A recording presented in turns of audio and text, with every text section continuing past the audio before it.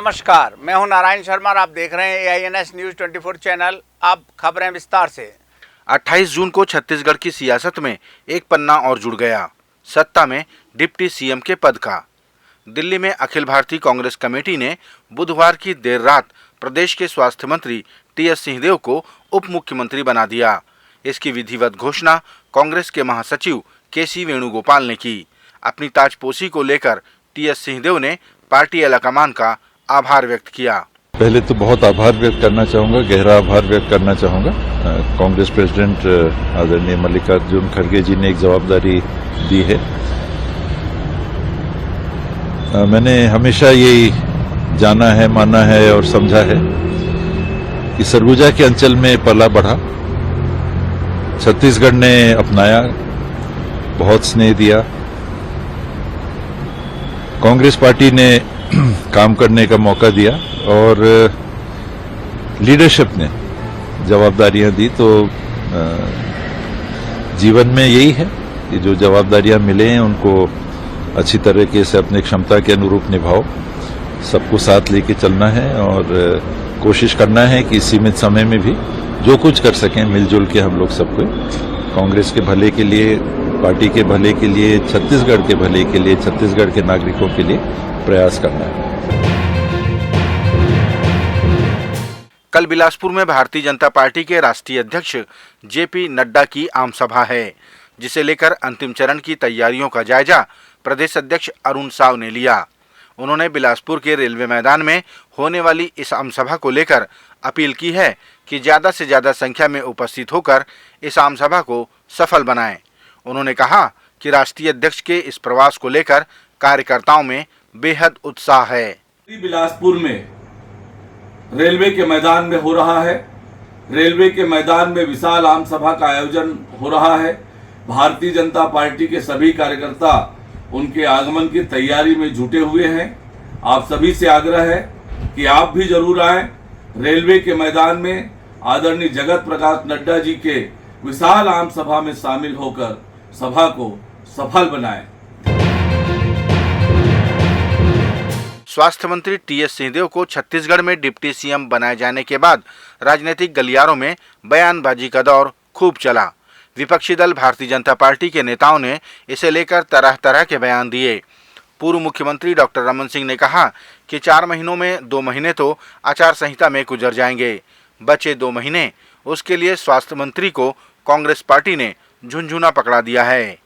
छत्तीसगढ़ के इतिहास में पहली बार उप मुख्यमंत्री का पद, वो भी 120 दिन के लिए, जिसमें से 2 महीने आचार संहिता में लग जाएंगे। 60 दिन के लिए उप मुख्यमंत्री बनाया, बाबा को झुनझुना पकड़ा दिया गया। अब बाबा बहुत प्रसन्न दिख रहे थे। वहीं उप मुख्यमंत्री के पद की ताजपोशी को लेकर भारतीय जनता पार्टी के प्रदेश अध्यक्ष अरुण साव ने कहा कि यह अधिकार पार्टी को नहीं होता।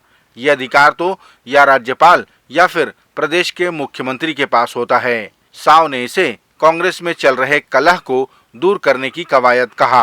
पहली बात तो ये है कि ये जो आदेश निकला है कांग्रेस पार्टी ने निकाला है। कांग्रेस पार्टी को उप मुख्यमंत्री बनाने का अधिकार है नहीं, ये मुख्यमंत्री और राज्यपाल को इसका अधिकार है। दूसरी बात ये मुझे लगता है कि जिस TS सिंहदेव जी से कांग्रेस पार्टी ने वायदा किया था 2.5 साल के लिए मुख्यमंत्री बनाने का, आखिरी 4 महीने में चला चली के बेला में उनको उप मुख्यमंत्री बनाकर कांग्रेस पार्टी ने उनके साथ अन्याय अत्याचार किया है। ये मुझे लगता है कि TS सिंहदेव जी का ये अपमान है। और तीसरी बात ये है कि जिस तरह से चला चली की बेला में ये उप मुख्यमंत्री बना के कांग्रेस के अंदर जो झगड़े चल रहे हैं, उस झगड़े से निपटने का प्रयास हुआ है। छत्तीसगढ़ भारतीय जनता पार्टी के प्रवक्ता संदीप शर्मा ने आरोप लगाया कि किसानों के धान का पैसा लाखों की तादाद में बकाया है, जिसे लेकर किसान काफी परेशान हैं। संदीप शर्मा ने कहा कि अभी किसानों को बीज और खाद खरीदने के लिए पैसों की जरूरत है, लेकिन उनके पिछले वर्ष की उपज का ही भुगतान नहीं किया गया है। अब जबकि बारिश हो चुकी है और किसान जो है धान बोने के लिए चले गए हैं, उनको खाद और बीज की जरूरत है, पैसों की जरूरत है, तब ये मामला खुल करके आ रहा है कि ऐसे मामले पूरे प्रदेश भर में और ऐसा लगता है कि प्रदेश भर में लगभग ये मामला लाखों किसानों का है। और अब इस मामले को तो कृषि विभाग के सचिव ने स्वीकार भी किया है कि किसानों के पैसा धान का बकाया है।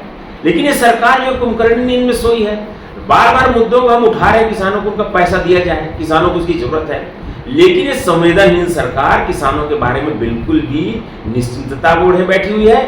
और दूसरी तरफ अपने राजनीतिक जो अपने पार्टी में जो भंजार है, एक दूसरे के प्रति जो संघर्ष, प्रदेश अध्यक्ष के साथ भूपेश बघेल जी की जो लड़ाई खुल करके आ रही है, उसमें सरकार मस्त है और किसान जो है पैसे के लिए त्रस्त हैं। इस सरकार को कुंभकर्णी नींद से जागना चाहिए और किसानों के धान का बकाया पैसा उन्हें तत्काल भुगतान करना चाहिए। मुझे लगता है कि इसके लिए जो कारण ये सरकार बता रही है वो कारण नहीं है, बल्कि सरकार की वित्तीय स्थिति निश्चित रूप से खराब है, जिसका खामियाजा किसानों को भुगतना पड़ रहा है। सामान्य सिविल कोड को लेकर केंद्र और राज्यों के बीच तालमेल नहीं हो पा रहा है। कुछ एक राज्यों का कहना है कि अगर कॉमन सिविल कोड की परंपरा लागू की जाती है तो ये तानाशाहपूर्ण रवैया होगा। वहीं लोकसभा सांसद सुनील सोनी ने कहा कि सभी समुदायों को लेकर ही प्रधानमंत्री कोई निर्णय लेते हैं। उन्होंने कहा कि केंद्र की 210 योजनाएं किसी समुदाय विशेष के लिए नहीं हैं, वो सभी के लिए हैं। कुछ राजनीतिक दल इसे लेकर भ्रम फैलाने की कोशिश कर रहे हैं। कोई विशेष समुदाय को लेकर किसी को चिंता करने की जरूरत नहीं है। भारत सभी का है, हिंदू मुस्लिम सिख ईसाई सबका देश है ये। सबको न्याय मिले इस बात के लिए प्रधानमंत्री मोदी जी ने 9 साल काम किया है। ऐसी कोई योजना नहीं है, 210 योजनाएं जो आम आदमी के जीवन में परिवर्तन करने वाली है वो उस किसी एक समुदाय को मिले दूसरे को ना मिले, ऐसा भेदभाव जो है इन 9 सालों में नहीं हुआ, इसलिए लोगों का विश्वास है। लेकिन कुछ राजनीतिक दल हैं जो वो भ्रम पैदा करना चाहते हैं, वो असफल होंगे।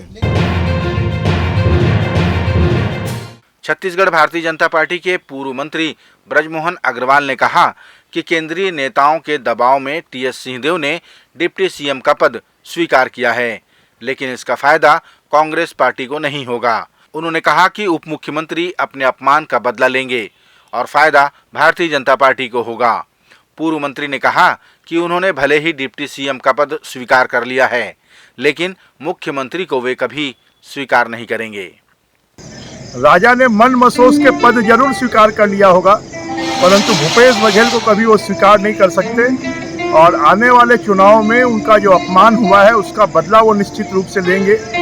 अभी केंद्रीय पार्टी के दबाव में उन्होंने ये पद स्वीकार किया है और निश्चित रूप से इससे कांग्रेस को फायदा होने की बजाय कांग्रेस को नुकसान होगा और टीएस बाबा का जो जनाधार थोड़ा बहुत बचा है वो भी यह पद स्वीकार करने के बाद में पूरी तरह समाप्त हो जाएगा और इससे भारतीय जनता पार्टी को फायदा होगा, क्योंकि जहां सरगुजा संभाग से वो आते हैं वहां के पूरे कार्यकर्ता पिछले 4-4.5 सालों में बाबा से नाराज हो चुके हैं। जो 4-4.5 साल तक कुछ नहीं कर पाए, जिनको अपना पद छोड़ना पड़ा, एक विभाग छोड़ना पड़ा, अब वो क्या 3 महीनों में क्या खाक कर लेंगे और इससे कांग्रेस को कोई फायदा नहीं होने वाला।